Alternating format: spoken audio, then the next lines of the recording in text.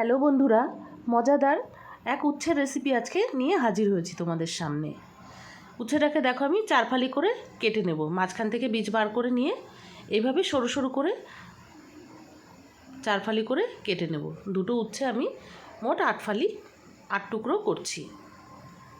এরকম সরু সরু করে কেটে নিচ্ছি। এবার আমি এটাকে গরম জলে ভাপিয়ে নেব। একটু হালকা ভাপা হয়ে গেলে আমি জল থেকে তুলে নিচ্ছি। তো এই জন্য এখন আমি বেসন, চালের গুঁড়ো, লবণ, লঙ্কার গুঁড়ো, জিরের গুঁড়ো, ধনের গুঁড়ো সমস্ত দিয়ে আমি জল দিয়ে ভালো করে মাখিয়ে নেব, যাতে পাতলা না হয়, ব্যাটারটা খুব সুন্দর একটা থকথকে আসে। তো এইভাবে আমি মাখিয়ে নিয়েছি। এখন আমি কড়াইতে তেল দিয়ে, তেল গরম হয়েছে, আমি ব্যাটারে মাখিয়ে মাখিয়ে এইভাবে তেলের মধ্যে দিয়ে দিচ্ছি। উচ্ছেটাকে আস্তে আস্তে লো ফ্লেমে ভাজতে হবে।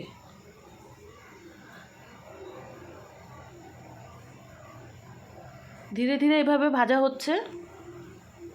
এক পাশে হয়ে গেলে আমি আবার ঘুরিয়ে অন্য পাশে দিয়েছি। এইভাবে খুব সুন্দর মচমচে খাস্তা একটা ভাজা তৈরি হচ্ছে। দেখুন, এটা গরম ভাতের সঙ্গে যেমন খেতে ভালো লাগবে, এমনি শুধুও খেতে ভালো লাগবে। এইভাবে বানিয়ে অবশ্যই বাড়িতে আপনারা খেয়ে দেখবেন কেমন লাগে। অবশ্যই কমেন্টের মাধ্যমে জানাবেন। আমি ভেঙে দেখাচ্ছি কতটা খাস্তা হয়েছে।